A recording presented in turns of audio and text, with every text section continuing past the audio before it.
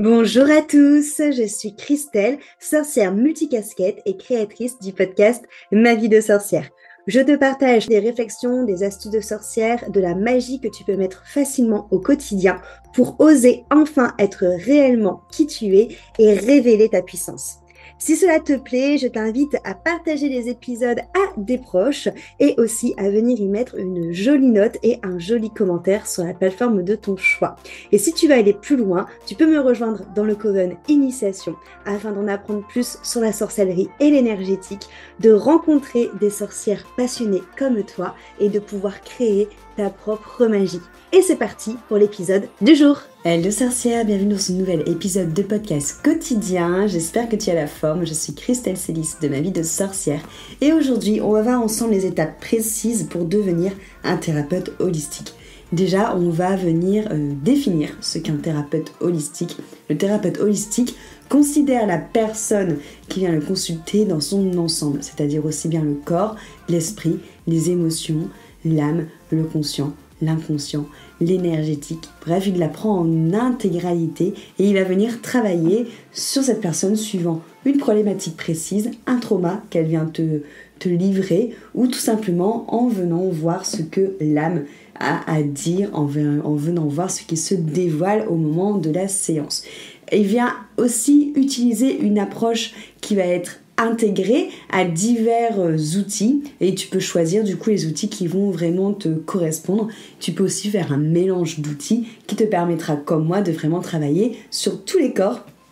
de la personne que tu accompagnes. Donc comme je te l'ai dit, déjà, l'idée c'est de choisir les spécialisations, c'est-à-dire les outils qui t'intéressent principalement. C'est-à-dire que tu peux décider de plutôt choisir le massage thérapeutique, c'est-à-dire que d'abord utiliser tout ce qui est corporel, les techniques corporelles pour venir libérer ensuite les tensions, les énergies, les émotions et donc travailler d'une manière holistique et faire des massages holistiques. Tu peux travailler avec la respiration, avec les pranayamas, avec la sophrologie qui pareil, avec des techniques de relaxation, de respiration, permettent aussi de libérer certaines choses. Tu peux travailler avec tout ce qui va être médecine traditionnelle comme chinoise, comme l'acupuncture aussi qui va aussi être une sorte de thérapeute holistique.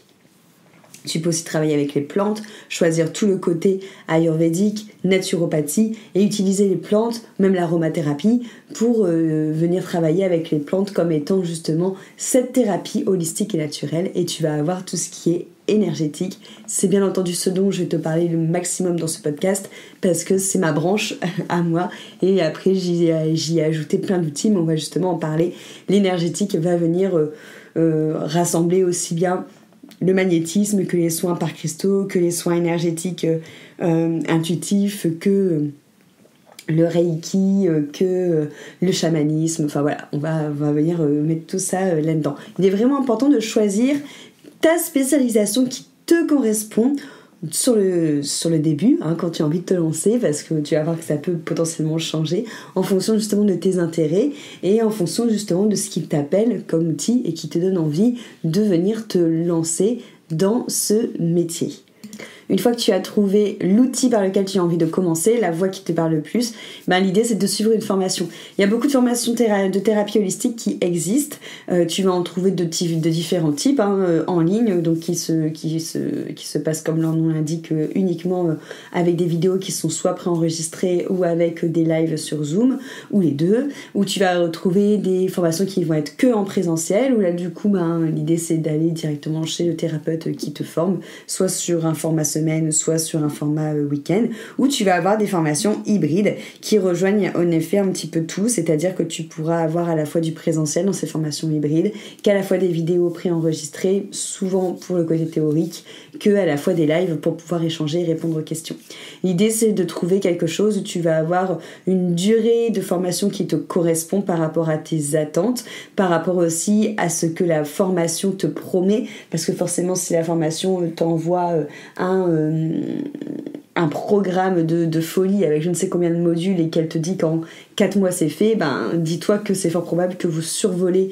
la formation et que vous fassiez pas tout du coup vraiment à fond, ou du moins que ça ira très vite et que tu n'auras pas peut-être le temps de pratiquer et de prendre vraiment confiance en toi et en tes capacités. Donc vraiment essayer de voir et forcément de voir ce qui est plus important pour toi. Est-ce que c'est une formation peut-être qui va coûter moins cher mais qui va durer forcément moins de temps et donc du coup qui va t'apporter peut-être pas forcément toutes les clés et peut-être pas forcément non plus toute la confiance en toi dont tu auras besoin pour te lancer, ou est-ce que c'est une formation qui fatalement va coûter plus cher mais va durer plus longtemps, mais que tu es sûr que quand tu sors de cette formation tu as toutes les clés qu'il te faut, que tu es prête pour pouvoir justement coacher n'importe quelle situation et que surtout tu seras capable de pouvoir te vendre en ayant confiance en toi et en n'ayant plus le syndrome de l'imposteur. Donc vraiment voilà, faire en sorte du coup d'avoir vraiment cette formation, cet équilibre entre durée, prix et formation qui pour toi te paraît plus juste, et du coup de vraiment venir chercher ensuite cette formation qui va à la fois te permettre de te lancer et ensuite voir pour des formations peut-être qui vont être complémentaires. Pourquoi c'est important de se former dans différents domaines pour élargir son éventail d'outils et de compétences quand on est thérapeute? J'en ai déjà parlé plusieurs fois, moi c'est la première chose que j'ai faite aussi. C'est important, c'est pour avoir vraiment une approche qui va être entière, qui va être vraiment adaptable à toutes les personnes, à toutes les situations, qui permet vraiment de pouvoir prendre la personne dans son intégralité et être sûr de pouvoir l'accompagner, de pouvoir lui donner les clés qu'elle a besoin avec différents outils. Ça rend un peu quelque part, je trouve, ta pratique plus intégrative. Je sais pas si ça se dit, mais qui va vraiment venir intégrer un maximum d'outils pour vraiment être la plus expérimentée et la plus professionnalisme possible pour pouvoir vraiment accompagner les personnes et pouvoir t'adapter quelle que soit leur sensibilité, leur vécu, leur trauma, et de pouvoir vraiment aussi compléter ton expertise, c'est-à-dire que d'avoir par exemple la capacité de faire un soin énergétique et après de pouvoir, moi c'est quelque chose que je fais beaucoup après un soin, de donner entre guillemets une petite, alors je dis ordonnance, c'est pas du tout le bon mot, mais des prescriptions post-soin avec par exemple des routines à mettre en place. C'est grâce au yoga que j'ai pu être formée, ou au pranayama que j'ai pu être formée aussi, ou grâce aux plantes ou aux huiles qui vont pouvoir se mettre sur le corps pour calmer par exemple leur angoisse, que j'ai été formée grâce à l'Ayurveda, ou aux cristaux qui vont pouvoir utiliser pareil grâce à la lithothérapie où j'ai été formée, ou aux huiles essentielles. Enfin bon bref, ça permet vraiment de pouvoir avoir un suivi qui est très concret dans tes soins. Donc c'est hyper intéressant de réfléchir sur la première formation dont tu as envie de partir, donc c'est-à-dire sur le premier outil qui te parle, mais après de réfléchir aussi à ce que tu vas avoir envie de prendre comme formation complémentaire pour pouvoir vraiment venir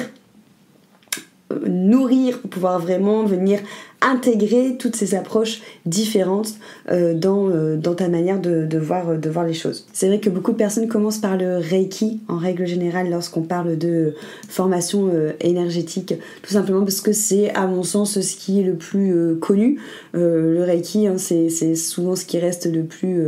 plus populaire, c'est ce qui est un peu la porte d'entrée, on va dire, à tout ce milieu-là.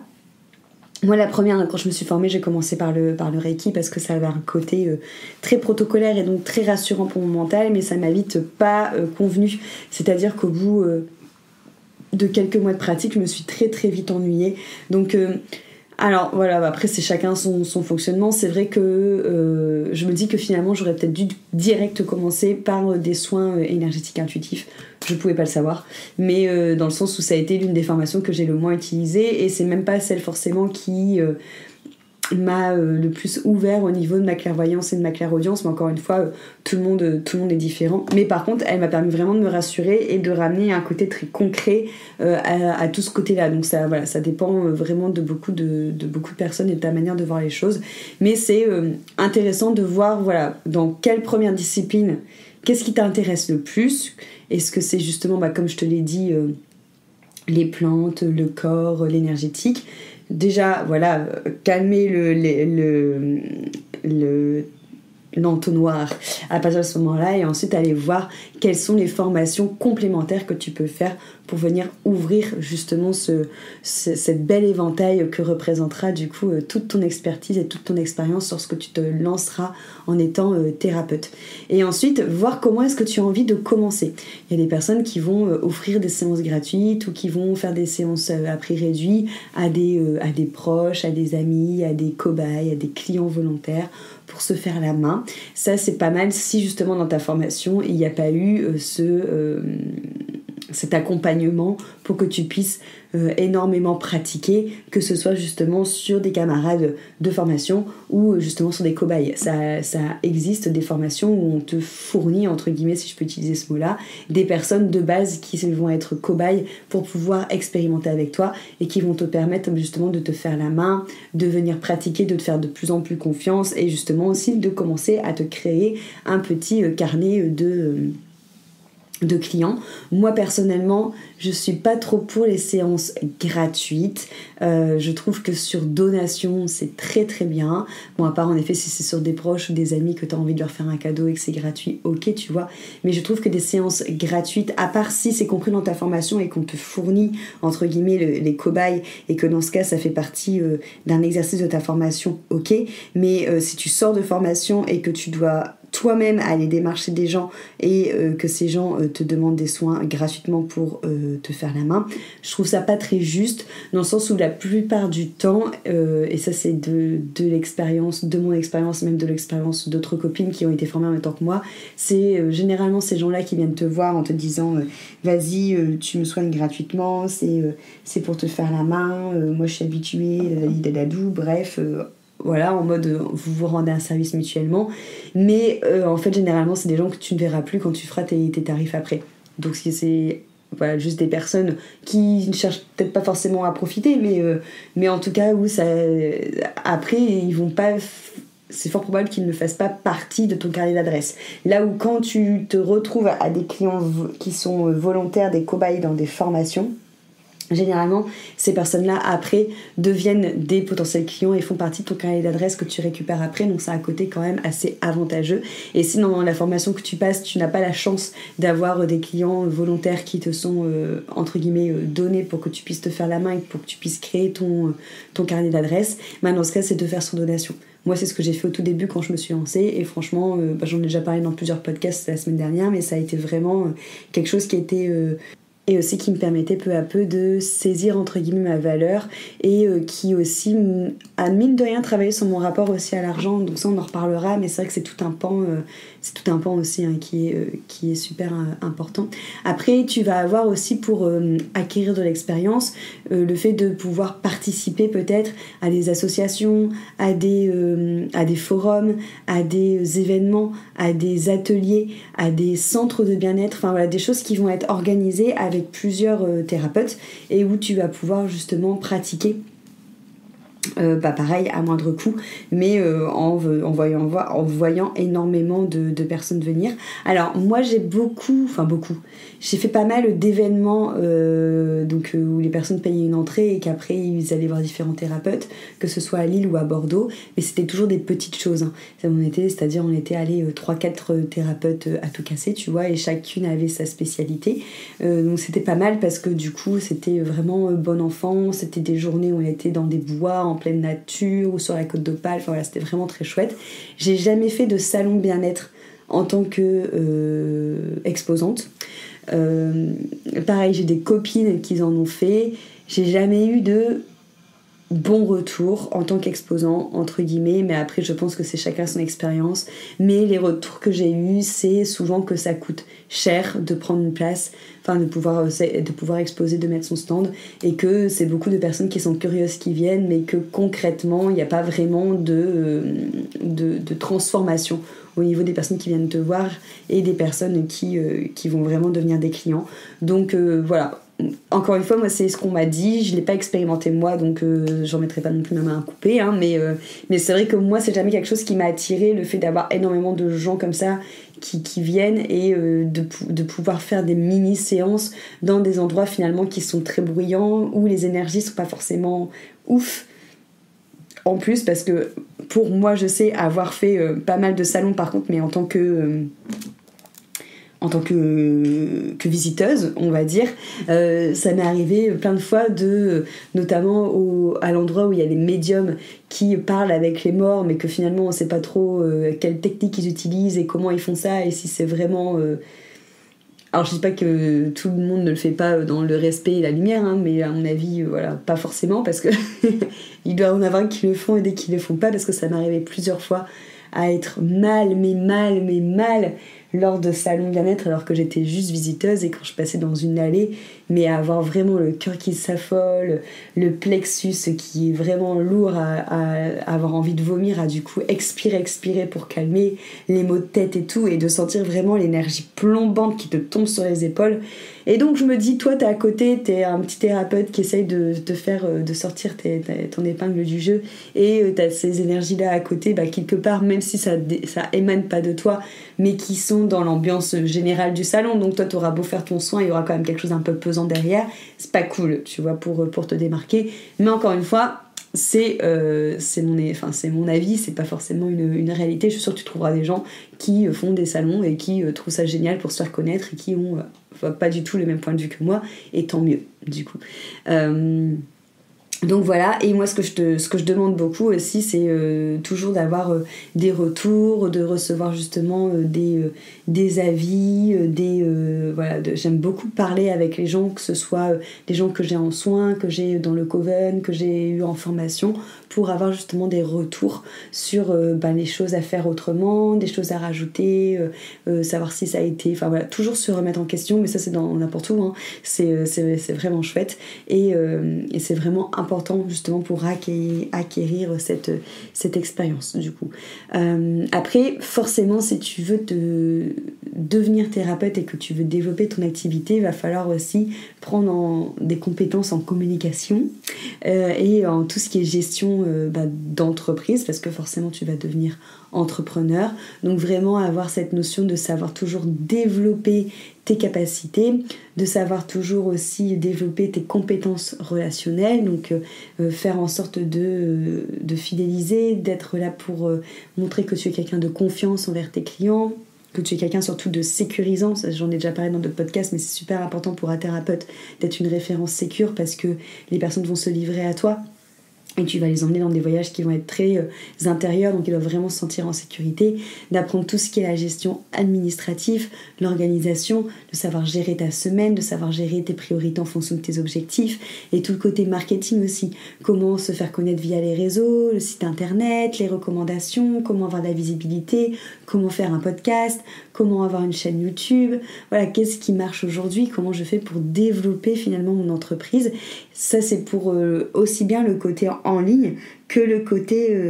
en présentiel, c'est-à-dire que même si tu as un cabinet et que tu te dis moi je veux pas faire des soins en ligne, je veux faire que des soins en cabinet, ok, ça va te rajouter une étape, parce qu'il va falloir que tu choisisses le lieu de ton cabinet, il va falloir que tu trouves vraiment un lieu où tu te sens bien, qui est apaisant pour ces séances-là, où tu peux avoir justement du matériel, où tu peux soit toi ramener ton matériel ou soit du matériel à dispo. Est-ce que c'est un cabinet que tu vas prendre à temps plein? Est-ce que c'est un cabinet que tu vas te partager avec un autre thérapeute? Si tu partages comment ça fonctionne, mais dans tous les cas il va falloir quand même travailler ce côté visualisation et communication,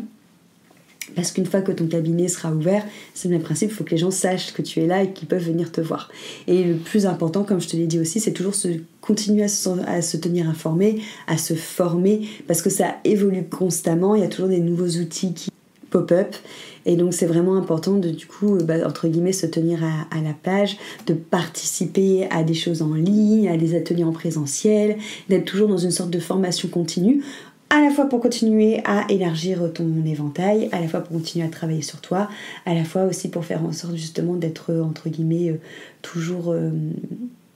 pas à la page, c'est pas le bon mot, mais de toujours évoluer. Après voilà, moi je sais que j'adore ça, j'adore me former, j'adore évoluer, j'adore apprendre de nouvelles choses, donc forcément ça me met en joie. Mais en tout cas, si je devrais revenir synthétiquement sur les étapes, ça serait dans un premier temps choisir une spécialité vraiment. Donc est-ce que c'est justement l'énergétique, les plantes, le corps, faire en sorte juste de trouver une formation qui te correspond réellement en termes de temps et en termes de prix et en termes d'enseignement, et faire en sorte aussi d'acquérir des certifications supplémentaires pour être sûr justement que tu pourras, ça c'est très important pour moi, comme conseil que je peux te donner, de ne pas avoir qu'un seul outil et d'en avoir plusieurs pour vraiment pouvoir te donner un accompagnement qui va être intégral, qui va être complet, qui va être holistique à la personne. Donc même si tu peux trouver une formation qui comprend plein d'outils et pas juste des soins énergétiques, c'est vraiment top. Acquérir une expérience pratique en espérant aussi que ça soit compris dans ta formation et qu'on ne te lâche pas au bout de 3 jours en te disant c'est bon, ou au bout de 15 jours, mais que vraiment tu aies cette pratique qui est là, qui t'accompagne, qui te permet de pratiquer de différentes manières, que ce soit en présentiel, que ce soit en ligne, que ce soit en groupe, que ce soit sur des gens qui sont des cobayes, que ce soit sur des personnes de ta classe, bref, que tu puisses vraiment pratiquer, obtenir forcément